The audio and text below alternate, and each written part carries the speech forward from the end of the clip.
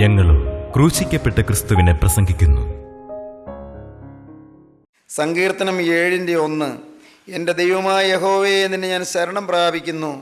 എന്നെ വേട്ടയാടുന്ന എല്ലാവരുടെയും കയ്യിൽ നിന്ന് എന്നെ രക്ഷിച്ച് വിടുവിക്കണമേ.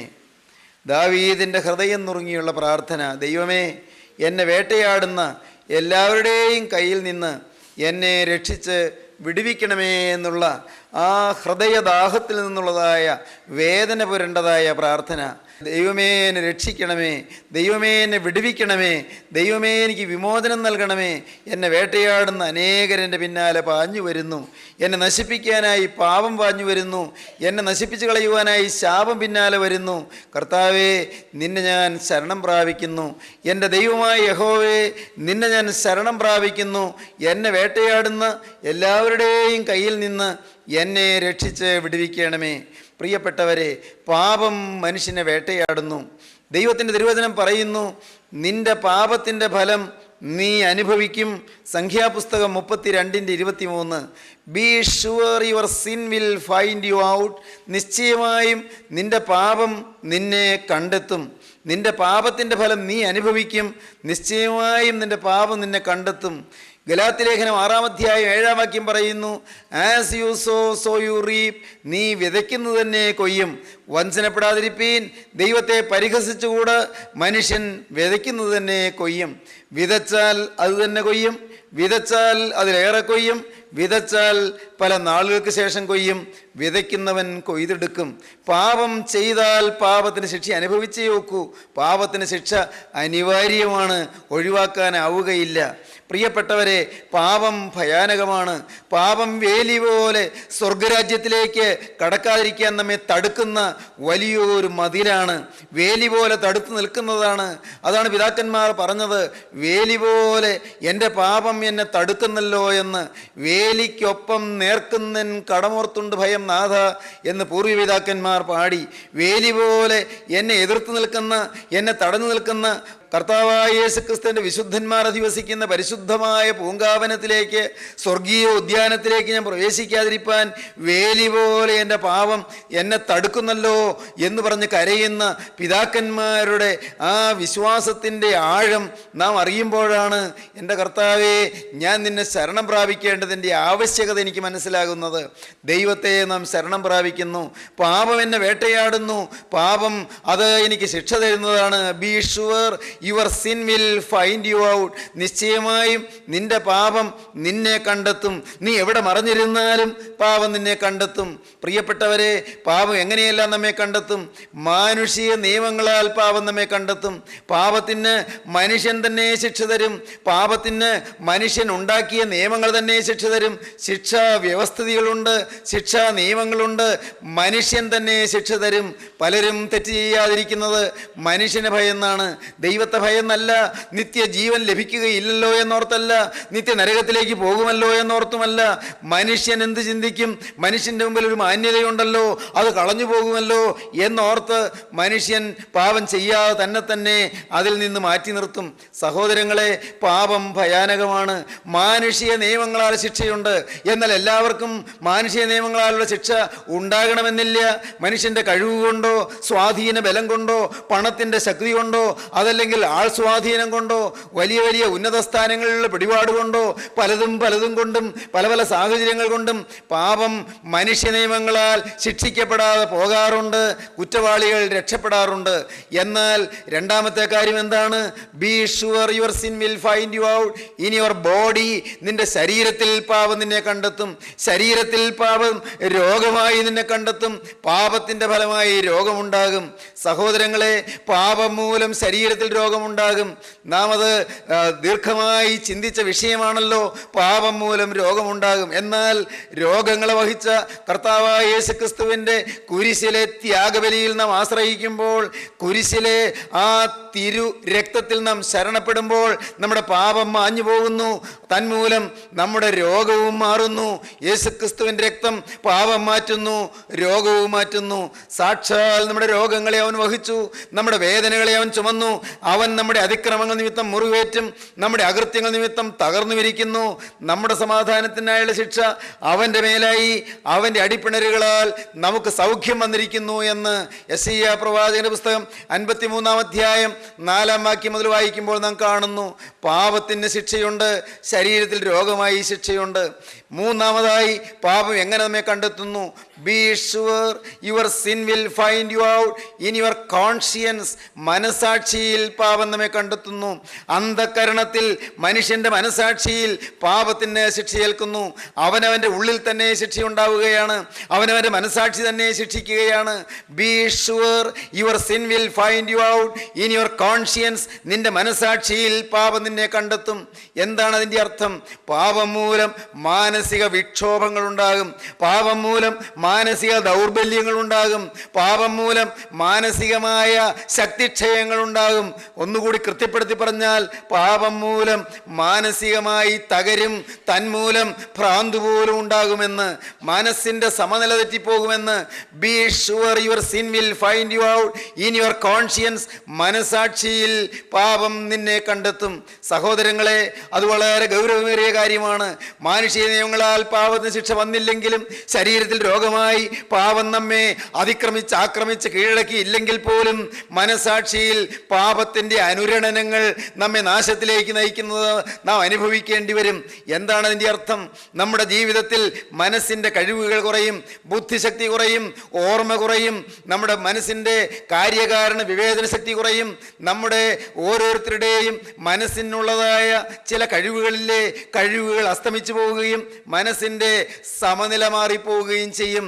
ഭ്രാന്ത് ബാധിക്കുന്ന അവസ്ഥയിലേക്ക് പോലും വന്നു ചേരാവുന്നതാണ് പാപത്തിൻ്റെ ദൂഷ്യഫലം, പാപത്തിൻ്റെ തിക്തകമായ ഫലം, പാപത്തിൻ്റെ കൈപ്പേറിയ ഫലം.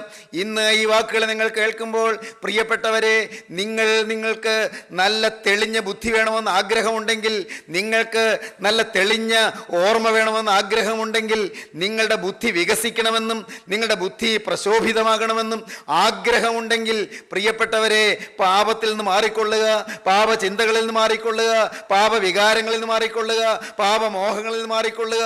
നിങ്ങളുടെ ഹൃദയത്തിൽ പാപത്തിൻ്റെ നേരിയ ചിന്ത പോലും വരാതെ നിങ്ങളെ തന്നെ നിങ്ങൾ സൂക്ഷിച്ചു കൊള്ളുക. പാപം ഭീകരമായി നമ്മെ വേട്ടയാടും, പാപം ഭയാനകമായി നമ്മെ നശിപ്പിക്കും, പാപം അത്യന്തം ഭയാനകമായ അവസ്ഥകളിലേക്ക് നമ്മെ കൊണ്ടുപോകും, മനസ്സിൻ്റെ സമനില തെറ്റിക്കും. ഞാൻ വായിച്ചിട്ടുണ്ട് മനോഹരമായൊരു പുസ്തകം, പണ്ട് ഞാൻ പഠിച്ചതുമാണ്. ക്രൈം ആൻഡ് പണിഷ്മെൻറ്റ് എന്ന പേരിൽ ഒരു പുസ്തകമുണ്ട്. അത് എഴുതിയത് റഷ്യൻ നോവലിസ്റ്റായ ഡോസ്റ്റോവ്സ്കിയാണ്. ഡോസ്റ്റോവ്സ്കിയുടെ ക്രൈം ആൻഡ് പണിഷ്മെൻറ്റ്, അത് മലയാളത്തിലുണ്ട് കുറ്റവും ശിക്ഷയും എന്നാണ് മലയാളത്തിൽ ആ പുസ്തകത്തിൻ്റെ പേര്. Crime and punishment. അതിലൊരു കഥാപാത്രമുണ്ട്. ആ കഥാപാത്രത്തിൻ്റെ പേര് റസ്കോൾനിക്കോഫ് എന്നാണ്. ഈ റസ്കോൾനിക്കോഫ് എന്ന് പറയുന്ന കഥാപാത്രം ഒരു മഹാപാതകം ചെയ്തവനാണ്. അവൻ വലിയ പാപം ചെയ്തു, വളരെ നിഷ്ഠൂരമായ ഒരു കൃത്യം ചെയ്തു. അവനെ ജയിലിലടച്ചു. അവൻ ജയിലിൽ ഇരുമ്പഴികൾക്കുള്ളിൽ അവൻ ബന്ധിതനായി കിടക്കുകയാണ്. അവൻ്റെ കൈകാലുകൾ ബന്ധിച്ചിട്ടില്ല, പക്ഷേ ആ ജയിലിൻ്റെ ഇരുമ്പഴികൾക്ക് പുറത്ത് കിടക്കാൻ നിർവാഹമില്ലാതെ അവനെ തുറുങ്കിലടച്ചിരിക്കുകയാണ്, കൽത്തുറുങ്കിലടച്ചിരിക്കുകയാണ്. പ്രിയപ്പെട്ടവരെ, അവൻ ജയിലിൻ്റെ ആ ഇരുമ്പഴിയിൽ പിടിച്ചുകൊണ്ട് വെളിയിലേക്ക് ഇങ്ങനെ നോക്കി നിൽക്കും, എന്തോ ചിന്തിച്ചുകൊണ്ട് നിൽക്കും, എന്തോ മൂകമായി എന്തെല്ലാമോ ഓർത്തുകൊണ്ട് നിൽക്കും, മിണ്ടുന്നില്ല. കുറേ നേരം അങ്ങനെ നിന്ന് കഴിയുമ്പോൾ പെട്ടെന്ന് ഞെട്ടി അവൻ കൈവിടും ആ ഇരുമ്പഴിയിൽ നിന്ന്. അവൻ പുറകോട്ട് ഓടും. ആ മുറി ചെറിയ മുറിയാണ്. ആ മുറിയിൽ അവൻ ചുറ്റും ഇങ്ങനെ ഓടിക്കൊണ്ടിരിക്കും. അയ്യോ എന്നെ രക്ഷിക്കണേ, അയ്യോ എന്നെ രക്ഷിക്കണേ, അയ്യോ എന്നെ പിടിക്കല്ലേ. അവൻ ആരെയോ ഭയന്ന് ഓടുകയാണ്. അവൻ ആ മുറിയിൽ എമ്പാടും ഓടും. കുറേ നേരം അങ്ങനെ ഓടിക്കഴിയുമ്പോൾ കഥയ്ക്കും, പിന്നെ വന്ന് വീണ്ടും ഇരുമ്പഴിയിൽ പിടിച്ചുകൊണ്ട് വെളിയിലേക്ക് നോക്കി നിൽക്കും. പിന്നെ കുറേ നേരം മൗനമാണ്. കുറച്ച് കഴിയുമ്പോൾ വീണ്ടും ഞെട്ടിത്തെറിച്ചുകൊണ്ട് അവൻ ഭയവിഹുലനായി പിന്നെയും ഓട്ടം തുടങ്ങും. രാവെന്നില്ല പകലെന്നില്ല, അവനതുപോലെ ഭയാക്രാന്തനാണ്, അവൻ അതുപോലെ ഭയവിഹുലനാണ്. അവൻ വളരെ വിഷമിക്കുകയാണ്, ഉറങ്ങാൻ പറ്റുന്നില്ല. പാപം അവനെ വേട്ടയാടുകയാണ്. അവൻ ചെയ്ത നിഷ്ഠൂര കൃത്യം അവൻ്റെ ഉള്ളത്തെ വേട്ടയാടിക്കൊണ്ടിരിക്കുകയാണ്, അന്ധക്കരണത്തെ വേട്ടയാടുകയാണ്, മനസാക്ഷിയെ വേട്ടയാടുകയാണ്. മനസാക്ഷി, be sure your sin will find you out in your conscience. മനസാക്ഷിയിൽ പാപം നമ്മെ കണ്ടെത്തും. പാപം, ആ കുറ്റവാളിയായ മനുഷ്യൻ അവൻ വലിയ മാനസിക പീഡ അനുഭവിക്കും. അനുഭവിക്കുകയാണ്. മാനസികമായ വൈകൃതത്തിൽ അവൻ പെട്ട് പിടയുകയാണ്. സഹോദരങ്ങളെ, നമ്മുടെ ടി വിയിലെ പ്രസംഗം കേട്ട ഒരാൾ എന്നെ ഫോണിൽ വിളിച്ച് സംസാരിച്ചു. പറഞ്ഞത് ഇങ്ങനെയാണ്: സാറേ, എനിക്ക് ഒരു സമാധാനമില്ല. എൻ്റെ ജീവിതത്തിൽ എൻ്റെ 10ാമത്തെ വയസ്സിൽ എനിക്ക് പറ്റിയ ഒരു വലിയ മഹാപാപം, അത് പുറത്തു പറയാൻ അറയ്ക്കുന്നതായ ഒരു പാപം. ഞാൻ ആഗ്രഹിച്ചതല്ല, ഞാൻ നിരൂപിച്ചതല്ല, ഞാൻ ചിന്തിച്ചതല്ല. ഒരു വലിയ മഹാപാപം എനിക്ക് വന്നുപോയി. എന്നെ ഒരാൾ ആക്രമിച്ച് കീഴ്പ്പെടുത്തുകയായിരുന്നു. എൻ്റെ ജീവിതം തകർന്നു. എനിക്ക് സമാധാനമില്ല, എനിക്ക് സ്വസ്ഥതയില്ല. ബൈബിൾ ഞാൻ വായിക്കുന്നുണ്ട്, പക്ഷേ സമാധാനം കിട്ടുന്നില്ല. ഞാൻ പ്രാർത്ഥിക്കുന്നുണ്ട്, പ്രാർത്ഥനകൾ ചൊല്ലുന്നുണ്ട്, നമസ്കാരങ്ങൾ ചൊല്ലുന്നുണ്ട്, പള്ളിയിൽ പോകുന്നുണ്ട്, എനിക്ക് സമാധാനം കിട്ടുന്നില്ല. സാറേ, എനിക്ക് ഒരു സമാധാനം കിട്ടാൻ എനിക്ക് വേണ്ടി പ്രാർത്ഥിക്കണം. പ്രിയപ്പെട്ടവരെ, ഞാൻ എഴുതി, ഭയപ്പെടേണ്ട, നിരാശപ്പെടേണ്ട. യേശുക്രിസ്തുവിൻ്റെ രക്തം സകല പാപവും പോക്കി നമ്മെ ശുദ്ധീകരിക്കുന്നതാണ്. കർത്താവായ യേശുവിൻ്റെ തിരുരക്തം പാപം ചെയ്ത ആ വ്യക്തിയുടെ പാപം അത് മറയ്ക്കുക മാത്രമല്ല, മായിച്ച് ഇല്ലായ്മ ചെയ്യും. ഞാൻ മീഖ പ്രവാചകന്റെ പുസ്തകത്തിൽ ഒടുവിലത്തെ അധ്യായത്തിലുള്ള ആ വാക്യം ഞാൻ പറഞ്ഞ് കേൾപ്പിച്ചു. ഫോണിൽ കൂടി ഞാൻ സംസാരിച്ചു. ഇങ്ങനെയാണ് ആ വാക്യം പറയുന്നത്: അകൃത്യം ക്ഷമിക്കുകയും തൻ്റെ അവകാശത്തിൽ ശേഷിപ്പുള്ളവരോട് അതിക്രമം മോചിക്കുകയും ചെയ്യുന്ന നിന്നോട് സമനായ ദൈവമാരുള്ളൂ. അവൻ എന്നേക്കും കോപം വെച്ച് കൊള്ളുന്നില്ല. ദയയിലല്ലോ അവന് പ്രസാദമുള്ളത്. അവൻ നമ്മോട് വീണ്ടും കരുണ കാണിക്കും. നമ്മുടെ അകൃത്യങ്ങളെ ചവിട്ടിക്കളയും. അവരുടെ പാപങ്ങളൊക്കെയും നീ സമുദ്രത്തിൻ്റെ ആഴത്തിലിട്ട് കളയും. പാപങ്ങളൊക്കെയും സമുദ്രത്തിൻ്റെ ആഴത്തിലേക്ക് ഇട്ട് കളയും. ഈ വാക്കുകളെ കേൾക്കുന്ന ബഹുമാന്യ സഹോദര, പ്രിയ സഹോദരി, നീ ഒരു നിമിഷം ചിന്തിക്കൂ. നിന്റെ ജീവിതത്തിൽ നാളെ വരെ വന്നുപോയ പാപങ്ങളെല്ലാം സമുദ്രത്തിൻ്റെ ആഴത്തിലേക്ക് ഇനി ഒരിക്കലും പൊങ്ങി വരാതെ വണ്ണം എറിഞ്ഞു കളയുന്ന ഒരു മഹാസ്നേഹമുണ്ട്. സകല പാപവും ക്ഷമിക്കുന്ന ഒരു നിസ്തുല സ്നേഹമുണ്ട്. അതാണ് ഗോകുൽത്തായിലെ സ്നേഹം, അതാണ് കാൽവറി ക്രൂസിലെ സ്നേഹം.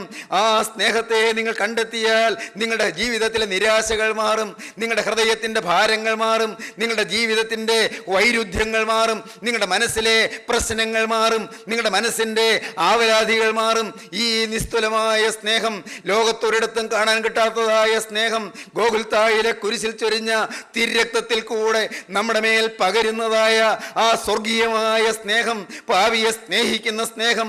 ദൈവജനമേ, ഈ വാക്കുകൾ നിങ്ങൾ കേൾക്കുമ്പോൾ നിങ്ങൾ അരികത്ത് നിൽക്കുന്ന ക്രിസ്തുവിനോട് നിങ്ങളൊരു വാക്ക് പറയണം: കർത്താവേ, എണ്ണിയാൽ തീരാത്ത പാപങ്ങൾ എനിക്കുണ്ട്.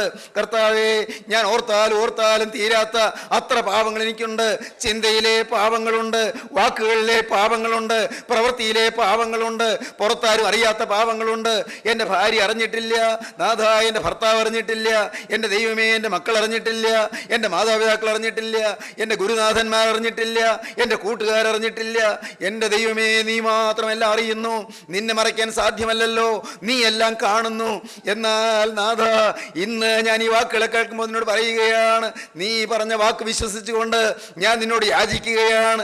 എൻ്റെ പാവങ്ങളൊക്കെയും എന്നിൽ നിന്ന് അടർത്തി മാറ്റി, എന്നിൽ നിന്ന് എടുത്തു മാറ്റി സമുദ്രത്തിൻ്റെ ആഴത്തിലേക്ക് എറിഞ്ഞു കളയണമേ. ഇനി ഒരു കാലത്തും പൊങ്ങി വരാതെ വണ്ണം എൻ്റെ പാവങ്ങളെ സമുദ്രത്തിൻ്റെ അഗാധതയിലേക്ക് നാഥ നീ എറിഞ്ഞു കളയണമേ. ദൈവത്തിൻ്റെ വലിയ നാമം മഹത്വപ്പെടട്ടെ. സ്വർഗത്തിലെ ദൈവം തൻ്റെ പുത്രനായ യേശുവിൻ്റെ ആ തിരക്തത്തിൽ കൂടി മകനെ നിന്നെ നോക്കുമ്പോൾ നിന്റെ പാപം കാണുകയില്ല, പുത്രൻ്റെ തിരക്തമാണ് കാണുന്നത്. കർത്താവായ യേശുവിൻ്റെ ചങ്ക് തുറന്നൊഴുകിയ ആ പരിപാവന രക്തമാണ് കാണുന്നത്.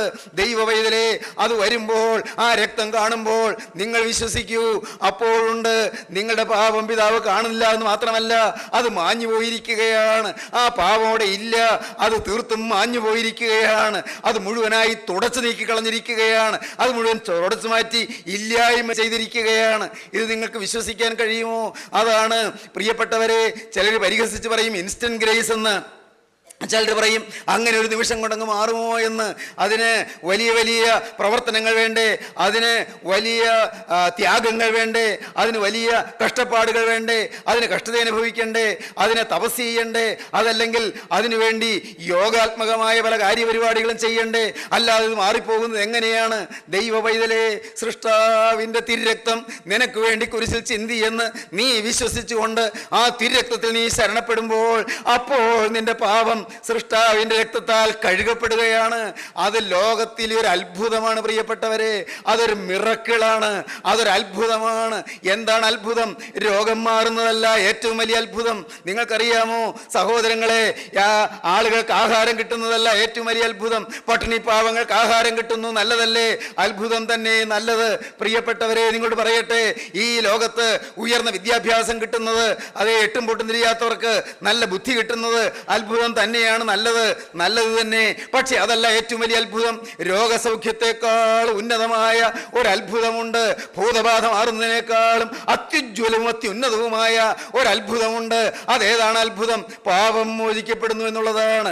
അകൃത്യം ക്ഷമിക്കുകയും തൻ്റെ അവകാശത്തിൽ ശേഷിപ്പുള്ളവരോട് അതിക്രമം മോചിക്കുകയും ചെയ്യുന്ന നിന്നോട് സമനായ ദൈവം ആരുള്ളൂ? അവൻ എന്നേക്കും കോപം വെച്ച് കൊള്ളുന്നില്ല, ദയയിലല്ലോ എന്ന് പ്രസാദമുള്ളത്. അവൻ നമ്മോട് വീണ്ടും കരുണ കാണിക്കും, നമ്മുടെ അകൃത്യങ്ങളെ ചവിട്ടിക്കളയും, അവരുടെ പാപങ്ങളെയൊക്കെയും നീ സമുദ്രത്തിൻ്റെ ആഴത്തിലിട്ട് കളയും. അടുത്ത വാക്യം എന്ത് പറയുന്നു? പുരാതന കാലം മുതൽ നീ ഞങ്ങളുടെ പിതാക്കന്മാരോട് സത്യം ചെയ്തിരിക്കുന്ന നിന്റെ വിശ്വസ്തത നീ യാക്കോബിനോടും നിന്റെ ദയ അബ്രഹാമിനോടും കാണിക്കും. കർത്താവേ, നിന്റെ ദയ, നിന്റെ വിശ്വസ്തത, വാക്ക് പറഞ്ഞാൽ മാറാത്തവനായ നിന്റെ വാക്കിൻ്റെ വിശ്വസ്തത വിശ്വസിച്ചുകൊണ്ട് ഞാനിതാ വരുന്നു. എൻ്റെ പാപം സമുദ്രത്തിൻ്റെ ആഴത്തിലേക്ക് എറിഞ്ഞു കളയണമേ. പിതാക്കന്മാർ പാടി, പിതാക്കന്മാർ പറഞ്ഞു, ഇതാ വേലി പോലെ എൻ്റെ പാപം സ്വർഗരാജ്യത്തിലേക്ക് കടക്കുന്നതിന് എനിക്ക് തടസ്സം സൃഷ്ടിക്കുന്നു എന്ന്. നാം അങ്ങനെയാണല്ലോ പാടുന്നത്. ഞാൻ അഞ്ചുന്നൻ പാപത്താൽ ശുദ്ധ കേകും മോദപൂങ്കാവിൽ വേലിക്കൊത്തന്നെ നാഥ എൻ പാപം രോധിക്കല്ലേ, രക്ഷിച്ചെന്നെ നരകത്തി ഏകോക വാസവും തിരുഹിതമാം സ്ഥാനേ ബാരക്മോ. ഞാൻ അഞ്ചുന്നാണ് പിതാക്കന്മാർ പറയുന്നത്. ഞാൻ പരിഭ്രമിച്ചു പോകുന്നു, ഞാൻ ഭയന്നു പോകുന്നു, ഞാൻ പേടിച്ചു പോകുന്നു. എന്തുകൊണ്ട്? എൻ പാപത്താൽ ശുദ്ധർക്കേകുന്ന മോദപ്പൂങ്കാവിൽ എനിക്ക് പ്രവേശനമില്ലല്ലോ എന്നോർത്ത്, പരിശുദ്ധന്മാർക്ക് വേണ്ടി കാക്കപ്പെടുന്ന ഉദ്യാനത്തിലേക്ക് എനിക്ക് പ്രവേശനമില്ലല്ലോ എന്നോർത്ത്, എൻ്റെ ജീവിതത്തിൽ പാപം പരിശുദ്ധന്മാർക്ക് വേണ്ടി കാത്തിരിക്കുന്നതായ ഉദ്യാനത്തിലേക്ക് ഞാൻ പ്രവേശിക്കാതെ വണ്ണം പാപം എന്നെ തടയുന്നല്ലോ, വേലി പോലെ തടുക്കുന്നല്ലോ, രോധിക്കുന്നല്ലോ എന്നോർത്ത് ഞാൻ അഞ്ചിപ്പോകുന്നു, ഞാൻ പരിഭ്രമിച്ചു പോകുന്നു, ഞാൻ ഭയന്നു പോകുന്നു. പ്രിയപ്പെട്ടവരെ, പിതാക്കന്മാര് ഉറങ്ങാൻ നേരത്ത് സൂത്താർ നമസ്കാരത്തിൽ പാടുകയാണ്, പ്രാർത്ഥിക്കുകയാണ്. പ്രകടമായ പാപം ചെയ്തത് കൊണ്ടല്ലല്ലോ, പ്രകടമായ പാപപ്രവൃത്തിയിലേക്ക് പോയത് കൊണ്ടല്ലല്ലോ. മനുഷ്യ ജീവിതത്തിൽ പാപമുണ്ട്, മനുഷ്യ ഹൃദയത്തിൽ പാപമുണ്ട്, രക്തത്തിൽ പാപമുണ്ട്, പ്രകൃതിയിൽ പാപമുണ്ട്, സ്വഭാവത്തിൽ പാപമുണ്ട്, മനോഭാവത്തിൽ പാപമുണ്ട്, ആളത്വം മുഴുവൻ പാപമാണ്.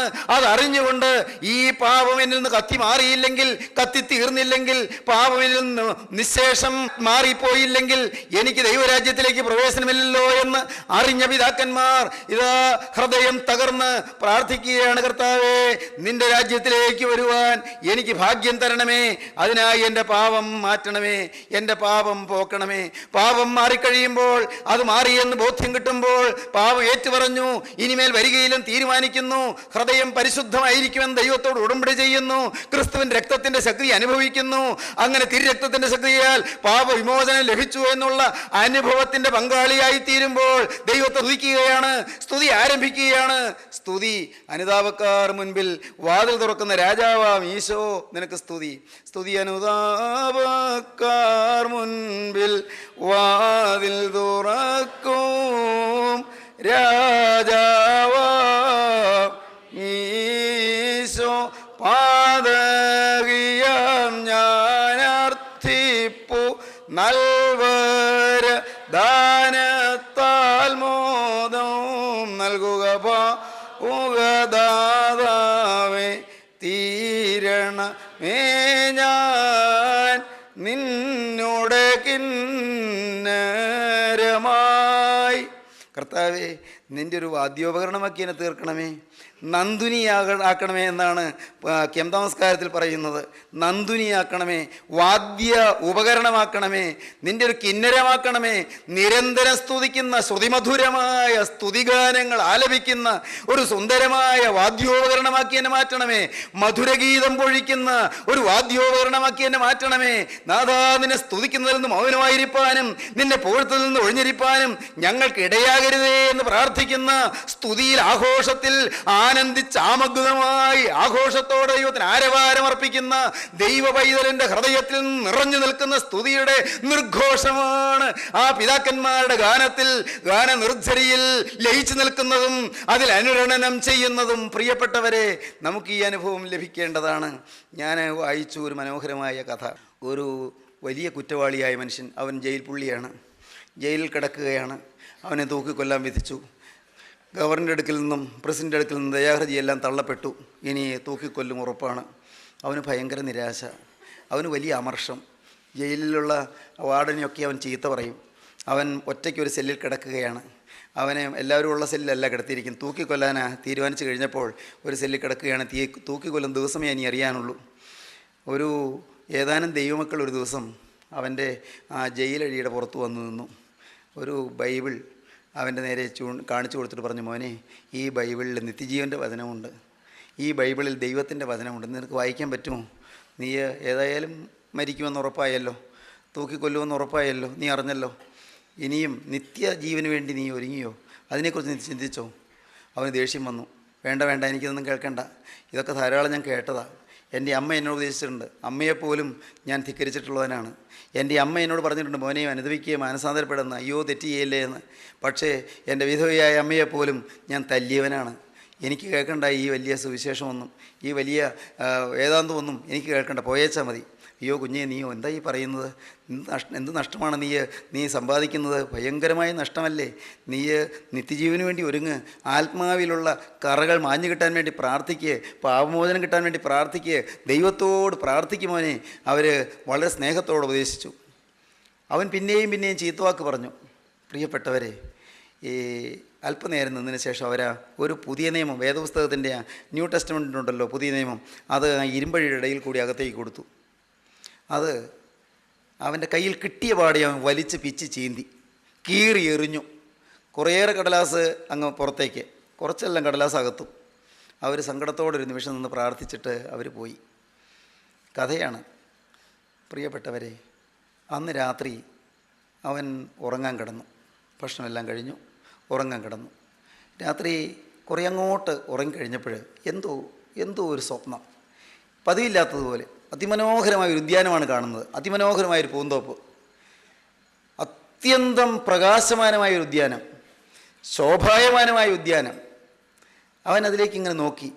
എന്താണിങ്ങനെ ഇത്രയും മനോഹരമായ ഉദ്യാനം ലോകത്തും കണ്ടിട്ടില്ല. അത് കാണുമ്പോൾ തന്നെ ഏതോ ഒരു പ്രത്യേക അനുഭൂതി, ഒരു ആശ്വാസത്തിൻ്റെ അനുഭൂതി, ഒരു സുഖകരമായ അനുഭവം. അവൻ നോക്കിയപ്പോൾ കണ്ടു അത്ഭുതം, അവൻ്റെ അമ്മ അവിടെ നിൽക്കുന്നുണ്ട്. അവൻ്റെ അമ്മ, മരിച്ചുപോയ അമ്മ ആ തോപ്പിൽ നിൽക്കുന്നുണ്ട്. അവൻ നോക്കി. അപ്പോഴവന് മനസ്സിലായി, ഈ അമ്മ സ്വർഗത്തിലെത്തി, സ്വർഗമാണത്. അമ്മ അവനെ മാടി വിളിക്കുന്നു. അവൻ്റെ ആ ആദ്യത്തെ അമർഷമെല്ലാം പോയിരിക്കുന്നു. ഇപ്പോൾ ഏതോ ഒരു സുഖം അവന് കിട്ടുകയാണ്. അമ്മ അവനെ മാടി വിളിക്കുന്നു, വരാനാ വിളിക്കുന്നത്, സ്വർഗത്തിലേക്ക് വരാൻ. അവൻ വേഗം നടന്നു, സ്വപ്നത്തിലാണ്, വേഗം നടന്നു. പക്ഷേ അങ്ങ് ഏതാനും ചുവട് വെച്ചപ്പോൾ പെട്ടെന്ന് മുമ്പിൽ ഒരു മതിലിങ്ങനെ പൊങ്ങുന്നു. ഒരു മതിൽ, വലിയൊരു മതിൽ, കറുത്തിരണ്ടൊരു മതിൽ. അയ്യോ, അപ്പുറം കാണാൻ വയ്യല്ലോ. ഇത്രയും നേരം കണ്ടുകൊണ്ടിരുന്ന ആ മനോഹരമായ ഉദ്യാനം, ആ സുന്ദരമായ പൂന്തോപ്പ് കാണാൻ പറ്റുന്നില്ലല്ലോ. എന്ത് സുഖമായിരുന്നു കണ്ടുകൊണ്ടിരുന്നപ്പോൾ. അവൻ നിരാശനായി. കഷ്ടം, ഇന്ന് ആ ദൈവമക്കൾ വന്ന് പറഞ്ഞതൊക്കെ കേട്ടോളാമായിരുന്നു, അവർ പറഞ്ഞു തന്ന ആ വാക്കുകളൊക്കെ ശ്രദ്ധിച്ചോളാമായിരുന്നു. അയ്യോ, സ്വർഗം ഇത്ര സുഖമാണെങ്കിൽ ഞാനത് നഷ്ടപ്പെടുത്തിയത് കഷ്ടമായി പോയല്ലോ. അവനിങ്ങനെ ഓർത്തുകൊണ്ട് നിൽക്കുകയല്ല. പെട്ടെന്ന് ഒരു തുള്ളി രക്തം മുകളിൽ നിന്ന് വന്ന ഈ മതിലിൽ വന്ന് വീണു. ഒറ്റയ്ക്കൊരു തുള്ളി രക്തം. അവൻ അത്ഭുതപ്പെട്ടു, എന്താണിത്? മുകളിൽ നിന്നൊരു തുള്ളി രക്തം വന്ന് ഈ മതിൽ വീണു. രക്തം വീഴുന്നിടത്ത് മതിൽ അങ്ങ് അലിഞ്ഞലിഞ്ഞ് പോകുന്നു. രക്തം അങ്ങ് വ്യാപിക്കുന്നു. ഈ രക്തം വ്യാപിക്കുന്നിടത്ത് മതിൽ അങ്ങ് അലിഞ്ഞലിഞ്ഞില്ലാതെ പോകുക. അതിശയം. അവൻ നോക്കുമ്പോഴുണ്ട്, അല്പനിമിഷങ്ങൾക്കുള്ളിൽ ആ മതിൽ പിന്നെയും ഇല്ല. ആ രക്തം ഒരു തുള്ളി വീണതോടുകൂടി മതിലങ്ങ് തീർത്തും ഇല്ലാതായി. ഭാഗ്യം, അവന് സന്തോഷമായി കാണാം. ആ ഉദ്യാനം വീണ്ടും കാണാൻ പറ്റി. അമ്മ അവിടെ നിൽക്കുന്നത് കണ്ടു. അവൻ സന്തോഷത്തോടെ നടന്ന് ആ ഉദ്യാനത്തിലേക്ക് കയറാൻ തുടങ്ങുകയാണ്. പെട്ടെന്ന് ഇതാ സ്വപ്നം തീർന്നു, കണ്ണു തുറന്നു, ഉറക്കം തീർന്നു. അവൻ ചിന്തിച്ചു, എന്താണ് ഇതിൻ്റെ അർത്ഥം? അത് സ്വർഗമാണ്, സംശയമില്ല. ഒരു സുഖം കിട്ടിയല്ലോ, മനസ്സിനൊരു ആശ്വാസം കിട്ടിയല്ലോ, ഒരു കുളിർമ കിട്ടിയല്ലോ, സ്വർഗമാണ്, സംശയമില്ല. പക്ഷേ ആ മതിലെന്താണ്? സംശയമില്ല. എൻ്റെ പാപം, കറുത്തിരണ്ട ജീവിതം, നിഷ്ഠൂരമായ ജീവിതം, കൊള്ളരുതാത്ത ജീവിതം. പ്രിയപ്പെട്ടവരെ, ആ ചെറുപ്പക്കാരൻ അവൻ അവിടെ ആ വെറും തറയിൽ ഇരുന്നു കൊണ്ട് അവനിങ്ങ് ചിന്തിച്ചു, കഷ്ടം, എൻ്റെ പാപം മതിൽ പോലെ നിൽക്കുന്നല്ലോ, എൻ്റെ ജീവിതം സ്വർഗത്തിലേക്ക് പ്രവേശിക്കാൻ കഴിയാതെ നിൽക്കുന്നല്ലോ, എങ്കിലും പിന്നെ ഒരു തുള്ളി രക്തം വീണല്ലോ, അതിൻ്റെ അർത്ഥം എന്താണ്? അവൻ എന്തോ തോന്നി. പെട്ടെന്ന് ആ കടലാസ് കഷ്ണം എടുക്കണം, കീറിക്കളഞ്ഞ ബൈബിളിൻ്റെ കടലാസ് കഷ്ണം എടുക്കണം. അവനെടുത്ത് ഓരോന്നിങ്ങനെ നോക്കിയപ്പോൾ ഒരെണ്ണത്തിൽ കണ്ടു, യേശുക്രിസ്തുവിൻ്റെ രക്തം സകല പാപവും പോക്കി നമ്മെ ശുദ്ധീകരിക്കുന്നു. 1 യോഹന്നാൻ 1:7. കർത്താവായ യേശുവിൻ്റെ രക്തം സകല പാപവും പോക്കി നമ്മെ ശുദ്ധീകരിക്കുന്നു. അത് വായിച്ച പാടെ അവൻ പൊട്ടിക്കരഞ്ഞുകൊണ്ട് ആ വേദപുസ്തകത്തിൻ്റെ താള് ചുംബിച്ചുകൊണ്ട് അവൻ മുട്ടിന്മേൽ വീണു. അവൻ വീണ് കിടന്ന് കരഞ്ഞു. പ്രിയപ്പെട്ടവരെ, എന്തോ ഒരാശ്വാസം അവൻ്റെ ഉള്ളത്തിലേക്ക് വന്നു. എന്തൊരു വലിയ സമാധാനം. രാവിലെ വാർഡൻ വന്ന് നോക്കുമ്പോൾ അവൻ പ്രസന്നവതനായി നിൽക്കുന്നു. വാർഡൻ ചോദിച്ചു, നിനക്ക് എന്താ ഒരു പ്രത്യേകത? ഇന്നലെ രാത്രി 11 മണിക്ക് ശേഷം എൻ്റെ ഹൃദയത്തിലേക്ക് യേശു വന്നു. എൻ്റെ പാപങ്ങളെല്ലാം യേശു കഴുകി തന്നു. എൻ്റെ ഹൃദയപാപങ്ങളെല്ലാം കർത്താവ് കഴുകി തന്നു. എൻ്റെ ജീവിതത്തിലെ പ്രവൃത്തിയിലും എൻ്റെ ചിന്തയിലും വാക്കുകളിലും എല്ലാം വന്നുപോയ സകല നിഷ്ഠൂര കൃത്യങ്ങളും കർത്താവ് കഴുകി തന്നു. യേശുവിൻ്റെ രക്തം എനിക്ക് മോചനം തന്നു. ഞാനൊരു പുതിയ മനുഷ്യനാണ്. ഇനി എനിക്ക് മരിക്കാൻ പേടിയില്ല. സഹോദരങ്ങളെ, ഞാൻ ഈ വാക്കുകളെ നിർത്തട്ടെ. നിങ്ങൾ എന്ത് തീരുമാനിക്കുന്നു? യേശുവിൻ്റെ രക്തത്തിൽ നിങ്ങൾ ആശ്രയിക്കുമോ? Be sure your sin will find you out by human laws. Be sure your sin will find you out in your body. Be sure your sin will find you out in your conscience. മനസാക്ഷിയിൽ പാപം നിന്നെ കണ്ടെത്തും. പാപം നിന്നെ കണ്ടെത്തുന്നതിന് മുൻപ് യേശുവിൻ്റെ രക്തത്തിൽ ആശ്രയിക്കൂ. യേശുവിനെ വിളിക്കൂ. യേശുവിൻ്റെ കൃപയിൽ ശരണപ്പെടൂ. നാഥാ രക്ഷിക്കണമേ, കർത്താവേ എനിക്ക് മോചനം തരണമേ, പാപക്ഷമ തരണമേ, എൻ്റെ അകൃത്യങ്ങൾ മായിച്ചു കളയണമേ. ദൈവമക്കളെ, നിങ്ങൾ പ്രാർത്ഥിക്കൂ. ശാപങ്ങൾ മാറട്ടെ, പാപങ്ങൾ മാറട്ടെ, രോഗങ്ങൾ മാറട്ടെ, പൈശാചിക ബന്ധനങ്ങൾ അഴിയട്ടെ, എണ്ണിയാൽ തീരാത്ത പാപങ്ങളെല്ലാം കഴുകപ്പെടട്ടെ. ഏറ്റുപറഞ്ഞു ഉപേക്ഷിപ്പീൻ, പാപങ്ങളെ മുഴുവനും ഏറ്റുപറഞ്ഞു ഉപേക്ഷിപ്പീൻ. പുതിയ ജീവിതം നിങ്ങൾ തുടങ്ങുവീൻ. ദൈവത്തിന്റെ കൃപയ്ക്ക് വേണ്ടി നിങ്ങൾ യാചിപ്പീൻ. ദൈവ കരുണയ്ക്ക് വേണ്ടി യാചിച്ചുകൊണ്ട് നിങ്ങളുടെ ജീവിതം ക്രിസ്തുവിന് കൊടുക്കുവീൻ. ദൈവത്തോട് വാക്ക് പറയുവീൻ, യേശുവേ, ഇന്നു മുതൽ ഞാൻ നിന്റെ വക. നമുക്ക് പ്രാർത്ഥിക്കാം. സ്നേഹം നിറഞ്ഞ പിതാവേ, ഈ നല്ല സമയത്തിനായി ഞങ്ങൾ നിന്നെ സ്തുതിക്കുന്നു. ജീവന്റെ അരുളപ്പാടുകൾക്കായി ഞങ്ങൾ നിന്നെ സ്തോത്രം ചെയ്യുന്നു.